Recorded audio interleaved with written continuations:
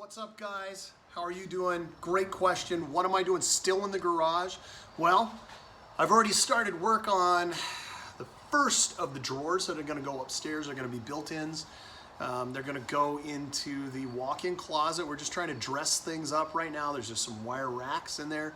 They look hideous. I have been working using this saw here that some friend of mine have loaned me, and it has been fantastic. It's so nice to have a clean gate, be able to put things up against and zoom, zoom, zoom, make some really good cuts.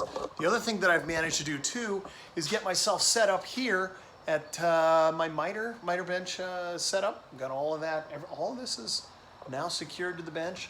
This is secured to the bench. It's not going anywhere. Super exciting. I'm excited about it. It just feels good to be out here. There's definitely some fall weather going on. Somebody somewhere in our neighborhood is burning some hickory and a little bit of oak. I've been around hardwoods long enough, I can actually tell you what type of wood is burning. It's that same kind of smell that you get whenever you walk up to a barbecue place and you smell it and you're like, definitely some hickory. Anyway, so I'm working with all this stuff. This is a little bit different. This is called medium density fiberboard. I definitely am a little bit itchy. Some of it has definitely gotten on me, but I am really enjoying the process. It's been a long time. I worked for a summer in a cabinet shop, and I learned a lot of skills when I was working there.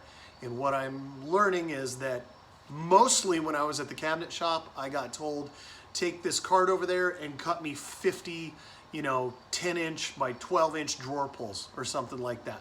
Or I would spend a whole day at like box assembly where I'm just putting together boxes and then putting together lowers or putting together uppers where, pre-drilling stuff. But suffice to say that there were specific stations and there was a specific workflow. Now, when you're doing things for yourself, you have to come up with these things. You have to think of workflow. You have to think about where am I going? What do I need to do between here and there? You need to make calculations for spacing, for gapping. One of the things that I did when I worked in the cabinet shop was I worked in what we called research and development. So there was an engineer who was inside. He would draw up all the plans in CAD. He would then send out the plans. We would take the plans, cut all the parts up, put it all together, figure out where there were errors, and then send that information back to the engineer. And this wasn't like a small-time cabinet shop. If you've ever been at a Come and Go in the Midwest, we did all of their, we had a contract where we did exclusively all their end caps one summer, and I worked 14 hours a day in a cabinet shop. I made a lot of end caps that summer. The other thing that we did is we had contracts with the largest hospital system in North Dakota, South Dakota, Minnesota, Nebraska, and Iowa. It's called Sanford. They built a brand new heart hospital, so we did all of the cabinetry for all of that stuff. Super exciting stuff and a fun thing to be a part of.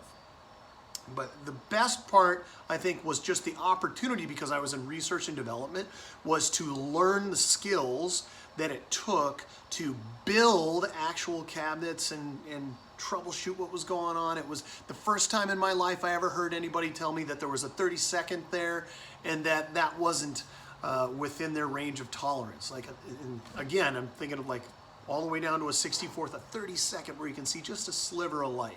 I had worked rough carpentry before that, and for us a tolerance was an 1/8. So if you get a tolerance was an 1/8, drywall is going to hide all of that kind of stuff. So it was a great experience. So now, fast forward, here I am out of my garage building more cabinets.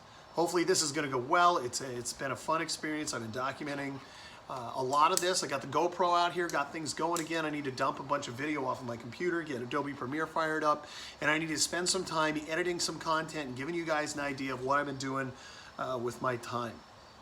I've got, I think, 2 or 3 different builds of different things that I put together. One of those was I swapped out everything in the grill. The other thing was the toddler tower, as I call it. I made 2 of those recently, and the finishing with those, getting the polyurethane. Been using a lot of polyurethane on stuff. Got some fantastic stain that we've been using. That's going to be featured in some of the videos that are coming out here soon. The other thing that I found that I'm pretty excited about, and this is not a promotional for this stuff, but these Venom Steel rip-resistant rubber gloves are the fantastic item that I have discovered this month. So excited. Normally you get these black plastic gloves. They're pretty thin. They're definitely disposable. and they just tear pretty easily. These I've been able to wear 3 or 4 different times. Not that I would recommend that if you're utilizing chemicals or anything, but they're awesome. Rip-resistant, tear-proof gloves. They're 70% thicker. They're fantastic.